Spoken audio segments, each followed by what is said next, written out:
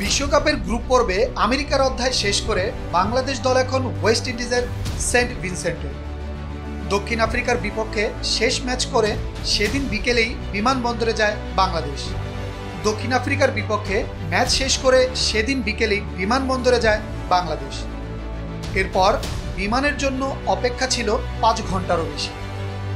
Saint ভিনসেন্টে যেতে সময় লেগে যায় পরের দিন। তবে যাত্রার আগেই সাকিব আল হাসান ঘটালেন বিতর্কিত এক ঘটনা। দেশের এক জাতীয় দৈনিকের তথ্যে উঠে এসেছে সেই কথাই। বিমানবন্দরে যাওয়ার আগে বাংলাদেশ দলের টিম বাসের সামনে দাঁড়িয়েছিলেন বাংলাদেশের 4-5 জন সাংবাদিক। সেখান থেকে একটু দূরে স্ত্রী সন্তান সহ পরিবারের সঙ্গেই ছিলেন সাকিব। যুক্তরাষ্ট্রের স্থায়ী বাসিন্দা সাকিবের পরিবার সন্তানদের কাছাকাছি পেয়েছেন সেই সুবাদে। এমন সময় হঠাৎই সাকিবের মনে হলো সাংবাদিকদের কেউ একজন ভিডিও করছেন সেই দৃশ্য। পরে ওই সাংবাদিক তা অস্বীকার করার পরও সাকিবের সন্দেহ দূর হলো না।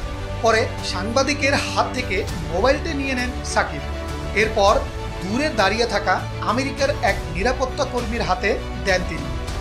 পরে অবশ্য সেই মোবাইল ফেরতও পান সেই সাংবাদিক। স্বাভাবিকভাবে সাকিবের এমন আচরণেও আগেও অনেকবার শিরোনাম হয়েছেন তিনি। মাঠে পারফর্ম করে সেটার জবাবও দিয়েছেন তিনি, যদিও এবার সেটাও কঠিন থেকে কঠিনতর হয়েছে।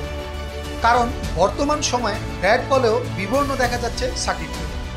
সব মিলিয়ে তার জন্য এই সময়টা খারাপ যাচ্ছে।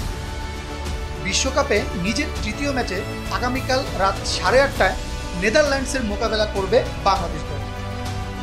ক্যারিবিয়ান অঞ্চলে সিপিএল খেলার অভিজ্ঞতা নিয়ে সাকিব এবার ঘুরে দাঁড়াবেন কিনা সেটাই এখন দেখার বিষয়।